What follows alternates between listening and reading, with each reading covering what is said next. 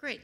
So I did just, we were also asked to look at topics that were suggested that didn't really get talked about by others. So just briefly, I thought quite interestingly, and maybe because we're not a genomics medicine community here, there was very little talk about using CRISPR clinically. And someone, and I didn't put names to these, made the very good point that really understanding the basic science of off-target effects is going to be critical to understanding using genome engineering in medicine. Another point that's been made a lot in the meeting, but not so much from the more what does clinical medicine need, is larger structural variants, and how do we do that systematically in a cheap enough, straightforward enough way to start adequately calling structural variants, perhaps through long-read sequencing technology for clinical testing. Right now, that's quite limited predominantly to deletions and duplications. And then what got brought up in the earlier session, but again was mentioned in the ideas that people presented, was again this concept of genomic privacy and really trying to understand genomic privacy. I won't go into it because we just talked about it in the first hour, but again, the ideas of what are the best ways to share genomic information so that we get the key parts while maintaining privacy. So with that, we're going to open it up. We've got, kind of as planned, a good 15 minutes for discussion. I think I'm not going to try to type at the same time, but if maybe my colleagues could take some notes. So what are thoughts about, so some of the projects you heard this morning actually heavily overlap with prior projects. We tried to really talk about GTEx and how to do single cell analysis from GTEx, the perturbation, but again, from the point of view of really understanding genes and variants to make the clinical data more clear. But are there topics that didn't come up or comments? Yeah. Tim Reddy from Duke. So there's a lot of talk of GTEx on steroids, which I think you mean figuratively, but I actually take it quite literally. A lot of these patients are taking steroids yeah. and antipsychotics and a whole bunch of other things, right? So one of the things I didn't quite see elaborated here was the potential to use, for example, I mean, all of these drugs interact with the genome in all sorts of ways that have profound clinical impacts. You know, how can we use, for example, in vitro models? How can we leverage the genomic efforts to understand these drug responses in a way that can impact patient care? And I don't know if this is something that belongs directly in NHGRI or probably is an opportunity to partner with all the different institutes in a really powerful way. Either way, but I think there's some opportunity there. This gets at a critical issue.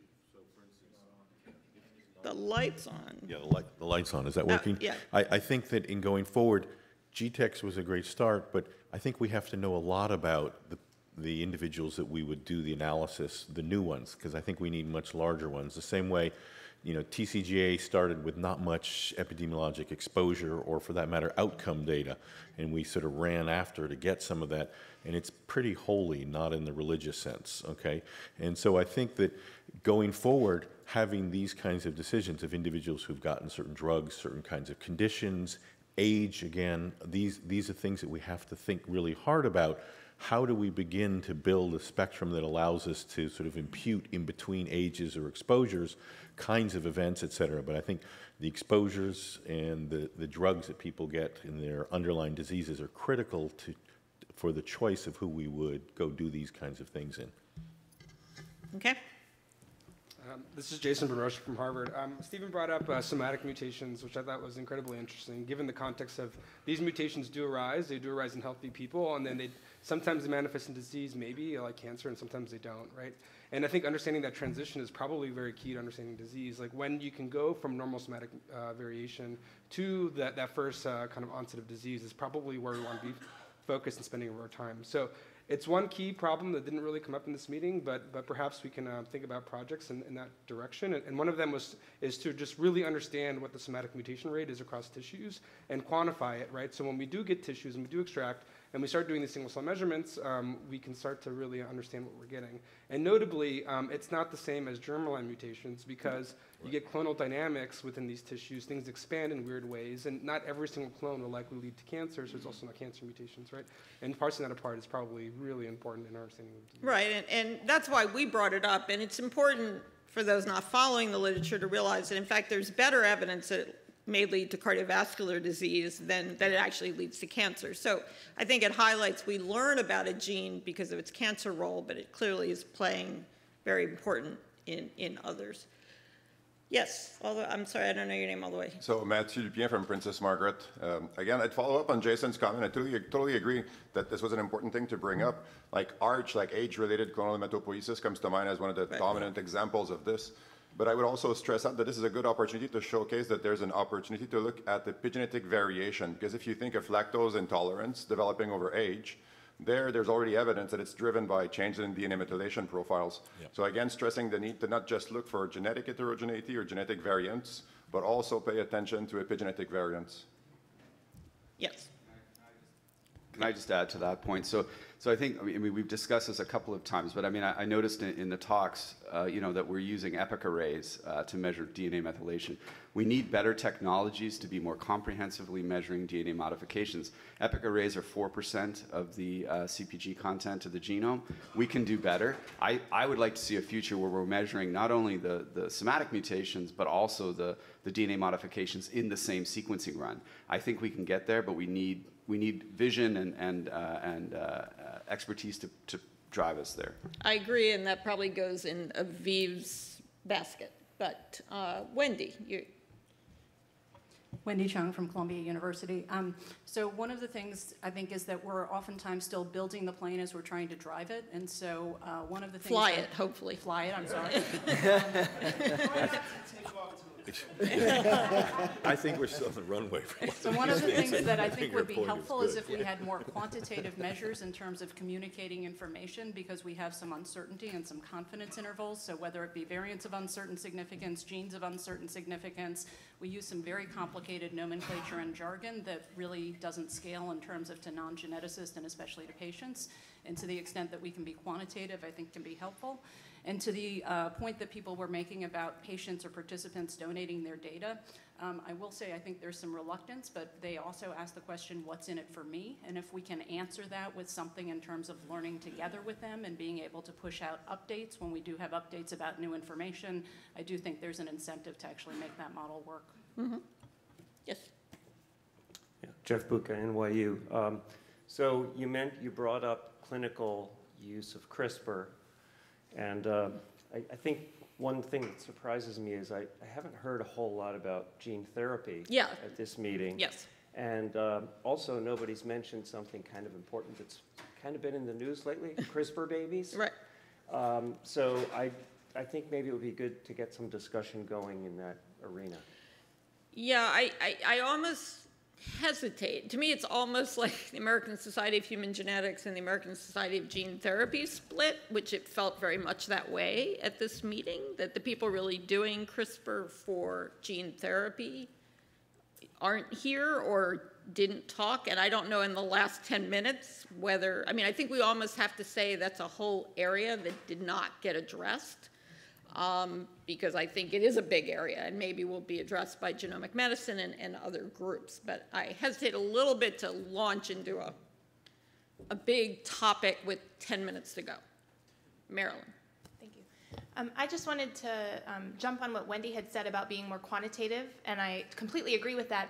I wanted to make sure it was in the notes that that also applies to the polygenic risk scores, because if somebody has a 20% increased risk in the tail, but that baseline risk was 0.1%, 20% of 0.1% is not really that important. But if that baseline was 15%, it's interpreted differently, but patients don't understand that. Well, and also highlights, and I think it's in one of the projects, combining risk scores with other things that will give you that base. Heidi. So I just wanted to follow on a comment Wendy made about consistent terminologies and things like that. I've been chatting online with you and Bernie, who's watching us right now. We've talked a lot about data from around the world and the fact that in order to make sense of a lot of the stuff we're trying to do, we're going to need to share data, bring lots of cohorts together. Howard actually presented Howard Jacob, a lot of data that's all coming from mostly Europe, not the US right now. And I think in order for us to be successful, we are going to absolutely need more investment in common standards, terminologies, and doing this much more similarly if we're actually going to want that data to be effectively shared and harmonized, and everything from phenotypic standards to cloud, algorithms to data access. How do we allow people to get access with what credentials and all sorts of things? And a lot of this is being tackled by the Global Alliance for Genomics and Health, but I think there's still not a lot of investment in that, and I think it's going to be critical for a lot of the things that we're talking about today and yesterday and the day before to be realized. Yeah, and I want to make sure, because our topic was basic research, so also if people have comments about model organisms or things like that, please, now's your chance. But Emma. Surprisingly, I don't have a comment about model organisms, but I just wanted to make a quick point. So there's been 3 points raised, and I think that you could integrate all of these. So there was a point that we need GTEx on steroids, literally. Right. And then there was a point we really need to harness somatic mutations. And then Wendy said we need to be ahead of the curve in terms of projecting where we're going to be in the future.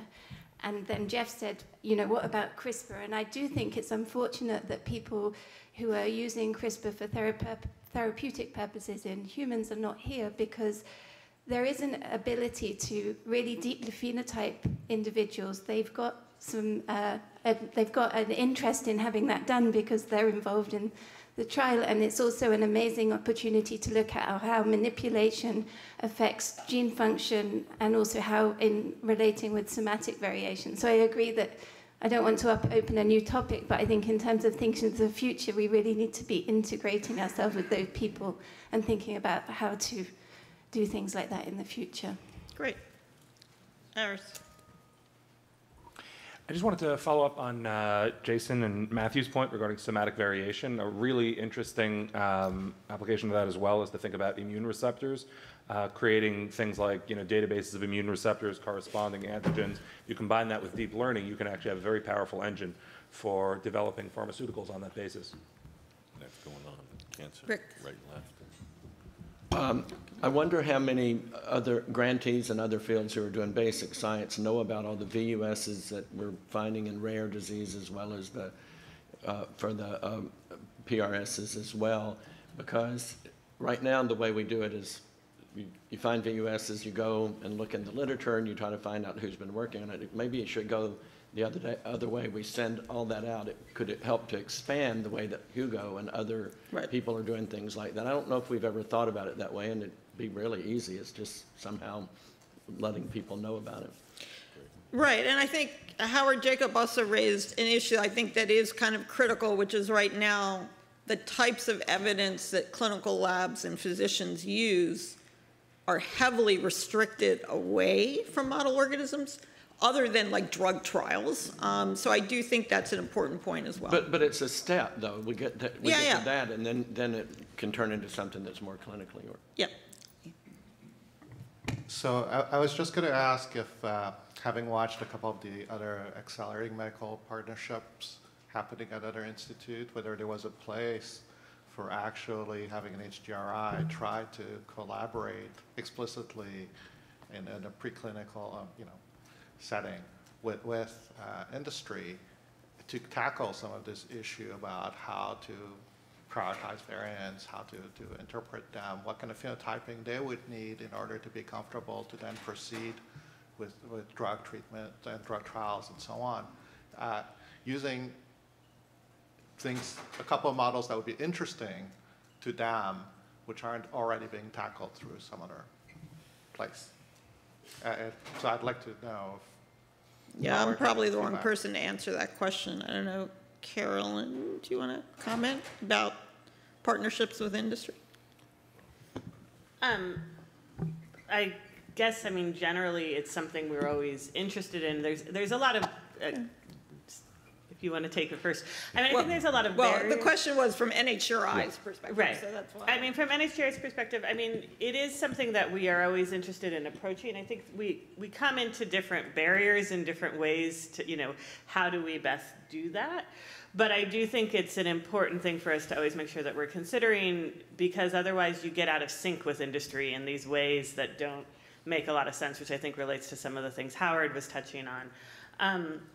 But it's not we have to think about what does it mean to be in a public-private partnership, which is not the science, and so I think focusing a little more scientifically. All I was saying is, it might feel out of our NHGRI comfort zone, but in fact, that should be something that's on the table if it's going to help move the science faster. Yeah. Yeah, we're almost out of time. Just one other editorial comment that we didn't, in our group, address the obvious need for cheaper and better sequencing technologies, because that was kind of covered by the earlier ones, but that's obviously an important issue for clinical. So I guess, Dave, maybe we'll give you the last comment. Well, it strikes me that a cross-cutting theme, which has actually not been mentioned too much in this meeting, but Carol Bolt brought it up earlier this morning, is what might be called genomic literacy.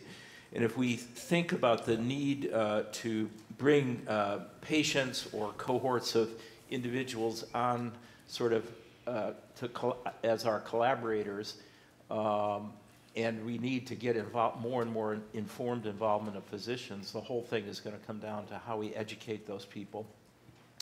Most of the stuff that makes the press are misadventures, and so I think a concerted effort to sort of bring the general level of genomic literacy up would be money well worth spent.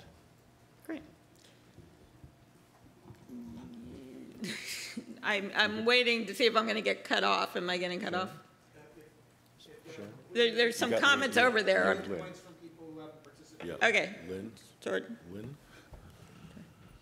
Yeah, Lynn Jordy, University of Utah. Following up on David's comment, something very concrete that NHGRI might sponsor would be a very accessible, digestible website or web-based learning tools that the general public and especially physicians could use to become more genetically literate, because we know from many surveys that the vast majority are uncomfortable with genetic information. Yeah, I would say the big challenge there, because I've been on the genetic literacy working group as well as for CSER, is you would be shocked how many such tools have been created. And there are compilations of them on the NHGRI website as well as on the ASHG website. Having physicians prioritize using them or even knowing about them, and having the public similarly, is really the huge educational issue. And I mean, that's a little bit my opinion, but it also was heavily discussed in one of our workshops. It is somewhat astounding, and their groups, Jackson Labs, have put a lot of effort into it. There are many groups that have put effort into this, but if you interview physicians and say, you have an hour of CME, do you want it to be on genetics or on Zika or on hypertension? It doesn't necessarily rise to that level. It needs to be more just-in-time education as you get a report, and people are, I think, working in that area. But I just think it's important to realize how much effort has been put, and it's the getting people to actually use it and making it accessible and something that's important to them that's, I think, the big challenge. And I don't want to diminish this issue, but I feel like I also don't want this to explode into a topic right now, not because I don't think this is an incredibly important part of the NHGRI strategic vision, but that's just not fully the purview of this meeting. Yep. So Dave Kaufman's over there nodding. We have other ways that we're really making sure we get input to address those types of issues. Thanks.